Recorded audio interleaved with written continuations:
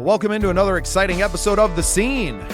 I'm your host, Bubba Starts, and today I'm joined by Phil Tittle. He's a singer-songwriter and a Midwest Country Music Organization member. Hey, Phil, how you doing? I'm doing great. How are you? I'm fantastic. Well, thanks for being on the show today. We just talked for a few minutes before we went live here, but why don't you tell our listeners and myself a little bit of who is Phil Tittle?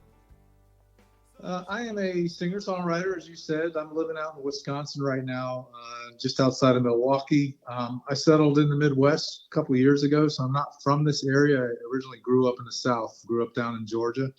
Joined the military. I was in the Air Force for about 23 years.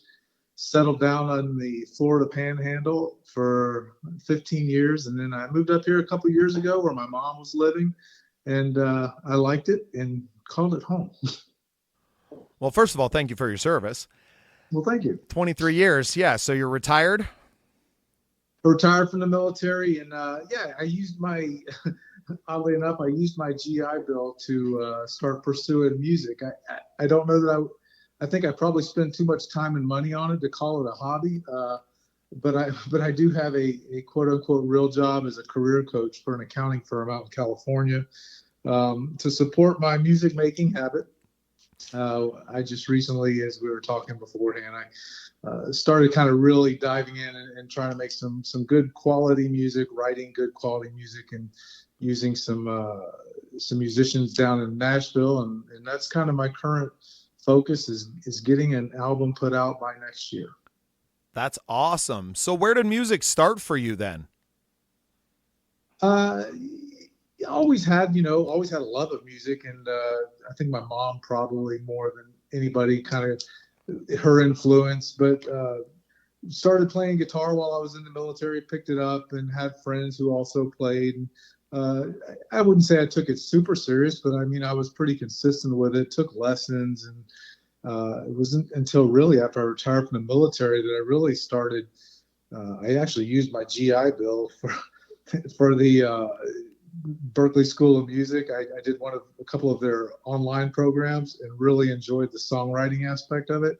So just really honed in on that. And, all I really wanted to do was just kind of write songs. But then I started learning that really the only way you're going to get anybody to hear them is if you get out there and start playing them. So, started taking some vocal lessons, getting a little bit more deliberate with and disciplined with my instruments and stuff like that. So yeah, it just kind of, it just like everybody, it just kind of snowballs and evolves, and you find your way with it. That's fun. So you say it started with mom. Did she play music or was musical in any way? She did. I don't remember ever growing up, like, other than just really liking music and kind of always having the radio on as opposed to the TV and things like that. But later after the kids kind of got grown and started going their own way, and she had a little more time, she did start doing some cover bands and stuff with her then husband. And I think mostly country music, did some songwriting. She passed away last year, and I was kind of digging through some of her old stuff and found lyrics to songs that she had been putting together. So I knew it was very important to her. Really? Do you think that that's had some inspiration for you to really chase this for the next year? I don't know that specifically. I think it's kind of wired into my DNA, and I credit my mom for that. But no, I think honestly it was just, getting to a point in my life where I had a little bit more time, and I was being a little bit more deliberate. I'm not getting younger by any stretch, and I had the means and the resources, and however it happened, I came across a producer who works out of Nashville. I think he lives in Arizona, kind of splits his time. Incredibly talented in his own right. I think he's got a Grammy and a Dove nomination to his name. But he approached me, wanted to do some co-writing, and I just thought, man, I can't turn this down. I mean, he's got so much talent, and to be honest with you, I mean, once we get in the studio together, he just really brings my songs to life, and I've been very, very happy with not just what's coming out of it, but also just the amount I've learned in the short time I've been working with him. That's great. In my music career, I've never had the opportunity to work with people like that, and not that I'm opposed to it at all. I get to work with a lot of friends and people that are close to me that we do great work together, but I've never worked with someone with a resume and a proven track record. Yeah, it's the same. And I mean, I actually I credit one of my mentors. He guy like me. I mean, I consider him way better than me, but I've always he was just another guy that I could kind of sit and learn from. He didn't really have the resume to back it up, but I think like most people, and maybe a lot of your listeners, there's people out there just uber talented, and they just haven't had the right breaks or they haven't had the right opportunities yet. And this one just happened. The guy that I met just happened to have had that. And yeah, I mean, it's, when you do it for a profession, I think there's a lot that comes with that, and to include exposure to people who are just supremely talented. So I've really looked at it as a blessing and an opportunity to step in the studio with these guys and just kind of shut my mouth and start learning. And I think it's paying off in what you hear in the music. That's great. That's great. I love the different avenues to get where we're all trying to go, right? Which is to record and release original music. I'm very fortunate to have some really talented friends in the South Dakota area, mostly in the Black Hills for my recording. But yeah, I can pretty much hand my idea to one guy, Tom Freer, is a good friend of mine, and he takes it and brings it to life, and it keeps the price point low because you're not, relying on somebody with a big name, right? And I'm not having to travel back and forth, and but our quality is something that's a little more raw than what you're going to get out of a Nashville producer. Just the way that he's going to approach the song, I think, is going to be completely different from how we would approach it, to where I like the raw sound, right? The single we're working on now is only our third release ever, really. Oh. So it should sound raw. It should sound like we're building something. I totally agree with you. I think down the road, there's a point where I'm going to want to, bring a band into a studio and kind of approach it from that perspective. Because I think you get something from that, rather than kind of tracking it over and over, multiple layers, and all that stuff is awesome and it sounds great, and we're kind of, our ear is sort of attuned to it. But yeah, you're absolutely right. I love that raw, just kind of in your face. It's almost like you're there watching them on stage, and I love that. Right. And I would love to see more rooms get to that. I think that's why you had such great records back in the day, is because they had really great live rooms. And I think that music and the recording aspect of it especially has become so sterile, right? It's all about zero cancellation. You know what I mean? Zero ambient noise. And that's what everybody's going for. And it's like, man, but the sound was in the walls, the vibrations were in those buildings. And, I hope that comes back, and especially as you have more and more of the home studio is becoming more that people are building those spaces around, and it's a really good sounding room, not a really dead sounding room. Yeah, no, you're absolutely right. I mean, you think about things like Red-Headed Stranger. I think Willie Nelson recorded most of that like at his kitchen table or something, and it's just because it's just real and it's authentic, and it comes through. I'm making records surrounded by my Christmas decorations in my garage, man. But we're having a good time, and it's really given me the opportunity to start to explore my songs a little bit more. I love the recording process. Has been a lot of fun for me. I'm considering now, because the room and the studio at home is set up a little bit better than it was a year ago. I had some goals to release an album myself last year, and it just never really materialized because I was trying to do it all with the band. And it's like, well, some of these songs don't even need that. What can you do with just a guitar and your voice from home and just work with that to begin with? So yeah, that's kind of where I'm at. As exciting as it is, it still won't be without its challenges, because I've never recorded at home myself before.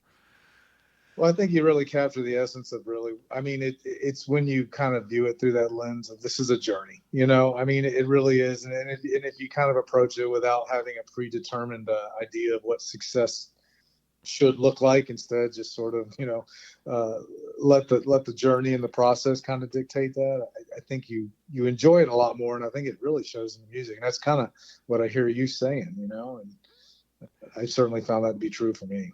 Yeah. So the stuff that you're working on, I know you've talked about wanting to bring a band into the studio. Are they fully producing the songs, or is it full band production as far as what you're releasing now? It's just not Yeah. guys that you're working with?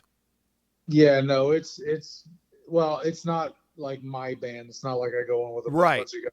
These Right. are But the session. production is a full band. They're bringing in guys into the studio and creating it.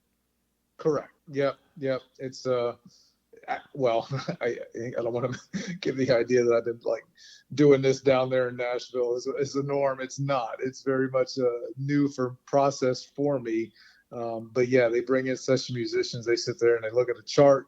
We talk it over. I kind of show or think of what I'm kind of thinking or what I'm hearing, and they knock it out of the park in, you know, two takes, and it's better than you ever imagined. And it's like, well, that's, I guess that's what you do for a living. You know, Yeah. Right. Yeah. it, Well, and you realize that there's actually guys. So I recorded one of my singles. The drum tracks came from a guy out in the UK.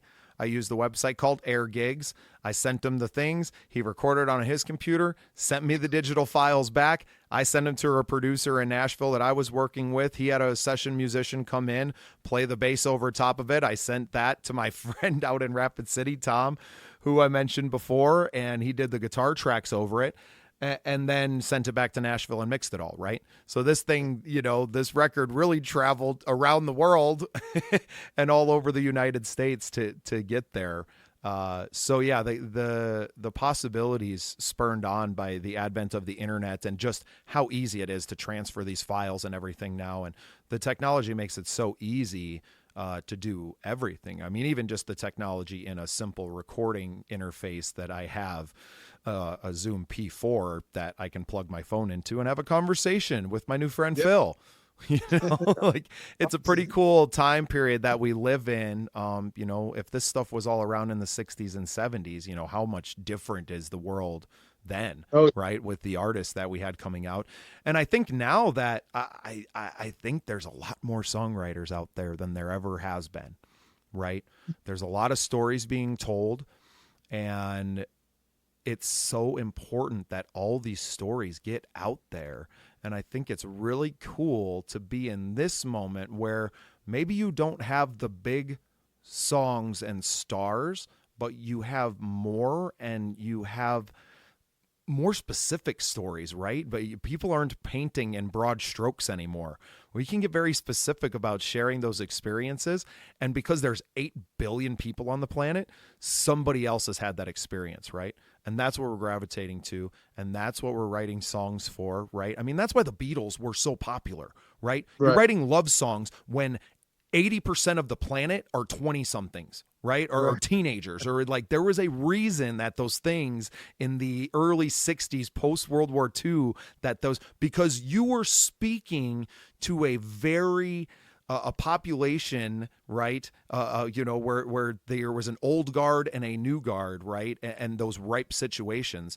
I don't think we're that far off from that now. I think the ages are just different. And you got a lot of these kids coming up that are writing some really poignant music, and a lot of the female songwriters are starting to tell their stories, and that's what I'm really excited about, because the platform is finally open, right? We kind of finally have. I know it's not on the scale that we want to yet, but there really is equality in music. I think the women in country music especially are the top of the songwriting, where they might not be selling all the records. I think a gal like Lainey Wilson, obviously I'm a big fan of. Alexandra Kay is an independent artist making a lot of noise right now.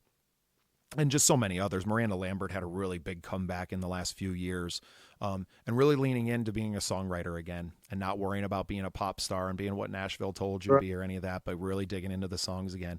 And I think that's kind of we're having a revival, man. That late 60s, that hippie culture, and look at where the world's at. It ain't much different than it was back then. And the energy is ripe, I think, for a revival. And I think we're in it. And when we look back on these times, a decade from now, we'll be like, man, that was a really special time. That was a really crazy time in human history, and look at the music and the stuff that came out of it. Yeah, no, it is. It's and it's so accessible. And I mean, that can be, I'm sure some people feel like that might be at their detriment, because you can get lost in the crowd, but you can also too, you're not at the mercy of somebody else telling you you can't share your music. You can find your people in the crowd, though, and that's what you couldn't do before, right? Not everyone was given a voice and the ability to record their music and to do all of those things, right? Like, I don't care that I don't have a record deal. I have the ability to show everyone in the world my stuff.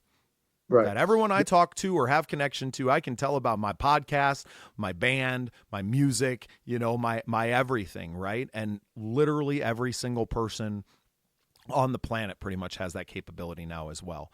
And that's why you're having the rapid expansion of the collective consciousness, right? And all of these things. There's a reason these things are happening. There's an acceleration to it all happening right below our feet and all around us. So it's pretty exciting to have a podcast right now where all I'm doing is talking to independent songwriters. Right. Yeah. Which is cool. I mean, getting to share the same passion with somebody else who has the same passion as you. It's, I envy you. Well, Phil, I'm living the dream, man, and there's no reason that you can't do it. I'll send you a link for this little Zoom, and I'm sure you know plenty of people that you could talk to. It's just having conversations, but it's putting these things out there, and as we release them, right now, I don't think many people are listening. A few, friends and family of yours and mine are probably tuning in, but I consider it kind of like on the record. Eventually, people are going to find this thing, right? And I think they're going to mean something then as well as they do now. So it's a really fun thing. And I appreciate you not only being on the show, but your contribution to, just the world in general by sharing your music. So the last single was called Better Man. Can you tell me something about it? Man, yeah. I'm sorry, did you say so? Can you tell us more about it? Yeah, the first one I released back, I guess, in the spring was called I Wish I Knew, and that one had kind of this sort of, if I'm being honest, it sounds like kind of a Tom Petty vibe, that sort of classic rock, late 70s, early 80s. And this one, really, I kind of took a departure on it. It's a lot more of that singer-songwriter vibe. Definitely, it got an acoustic bed on it, but electric guitars, mid-tempo. Brought in a gal to do some backing vocals, which I think just really make it sort of take off and soar. And she also too had quite a resume behind her, and you can hear it in the song when she comes in on those backing vocals. But the song is just, I think as I've reached this age, I kind of feel like I'm entering that sort of Bob Seger era where I'm just writing about midlife, and it's kind of about that. It's sort of about recognizing maybe you've been climbing the wrong ladders and climbing the wrong mountains, and it's time to make a change. And that's what the song really is about, is doing that, and hopefully improving who you are and what you contribute to the world around you by doing that. That's amazing. And that you bring up, Bob Seger, and I really see, I'm so young. I just turned 38 today. So I didn't see Bob Seger's career, right? Like, he's already, pretty much retired by the time I actually saw his last tour. My wife took me when we were still dating to see him in Rapid City, South Dakota, on his farewell tour. And it's still at 72, I think he was then, still putting on an incredible show. But I mean, he really did revive his career, and where him and a guy like Tom Petty as well stayed relevant because they kept writing about their current experiences. They weren't trying to grab back at something that they wrote and be the person they were at 22 or, Bob Seger. I mean, heck, he was releasing songs in the 60s. Right. Yeah. So to fast forward and having more hits in the 80s in music, I mean, that just doesn't happen in this day and age. If you could have a hit, 2 or 3 years, I think you're pretty happy because it is moving so fast, because there is so much music coming out and so many things coming out. What is a hit anymore? Right. One thing that I've said to a lot of people on the show, and that's become a thing now, is that we don't do music for a living. We are living musicians. Right. Well, because it just bleeds in all of us. That's been something that's evolved from listening to the show, is that, like, man, I've never had any choice whether to do music or not to do music. And even for you, you had a career in the military, but music was always inside of you and always there and was waiting for the right time. And now look at the things that are happening, for you and the things that you're making happen and using, I love that you're using your GI Bill to further your music career. I think that's great. A great use of that. Right. And because it feels, a lot of times like, the government and the military and music and artists are always kind of, diametrically opposed to one another. Yeah, I hate that that's sometimes the perception. I agree with you. But when you think, I mean, there's organizations out there who are specifically taking folks like myself, veterans, whether they retired or just had a 4-year stint, but they're taking them because they have a story to tell. They've been places in the world and they've seen things, fortunately or unfortunately, in some cases that other people haven't, and they help them put it in a story, and they find that music is therapeutic. I mean, the guy just down the road here in Milwaukee, where I live, started that Guitars for Vets. He's a Vietnam vet, and he used it, and now, I would say thousands of veterans are benefiting through music to combat PTSD and stuff. And it's amazing. incredible. Yeah. And actually that's something that has been on my heart, is finding some more charitable things so we can use this voice that we have. Like I said, just because nobody's really listening now, I know people are going to listen. And I know already locally in my little sphere of influence here that people are paying attention. I'm on the news pretty regularly on our TV news stations and doing these things. And while I don't see returns from that daily, it's definitely starting to take a toll on, people showing up at shows and being around, right? There's name recognition there now. So, how to use that for good, because I see guys like Jelly Roll. See, that's more my story. I've been to prison and I always haven't been on the right side of society. So to see a man like that who turned his life around and now is able to do good because of his music, he's touching people's lives and then turning that, positive energy and then amplifying it by doing all the charitable stuff that you can do then, right?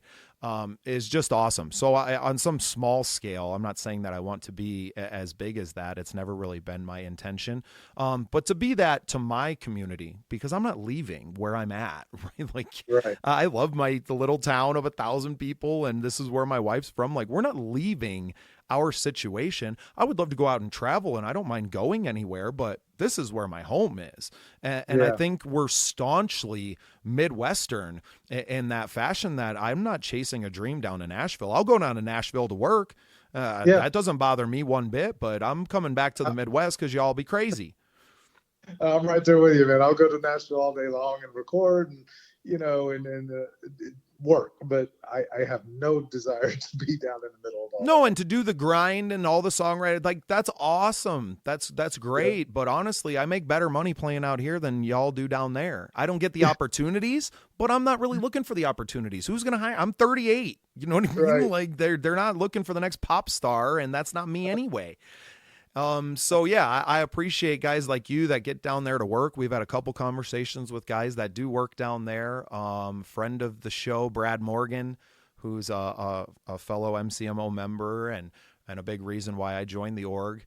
He, he works in Nashville half the year and writing and recording down there and being part of the writers' rooms and doing all that. And there's value to that, right? There's value to all of those things, but he comes home every summer to play all those good gigs in Iowa and Minnesota and hopefully South Dakota now, as we start to link and get some people out here. And Yeah, Phil, I really appreciate your time today, man. Yeah. Is there anything you want to plug on the show before I let you go? Like anybody, I would love for people to check my music out, and if they like it, that's all the much better. But I think the easiest way is just to find me at my website, philtittlemusic.com, and I have links to wherever you go listen to music at. And yeah, I mean, and I would say hang on, because I got some really good stuff coming out over the course of this year. So Well, I'm yeah, excited. we can't wait to hear it. I know you submitted a song for our other show, Love Noise, here, so we're really looking forward to sharing them with everybody and keeping up with your career from here. And thank you so much again for being on the show. Yeah, thank you. I really do appreciate it. This is awesome. Great. Well, thank you. And for everybody else, thanks for making yourself part of The Scene. Thank you for listening. Remember to go to patreon.com/thescenesd. Follow us on all your social media channels and make yourself part of The Scene.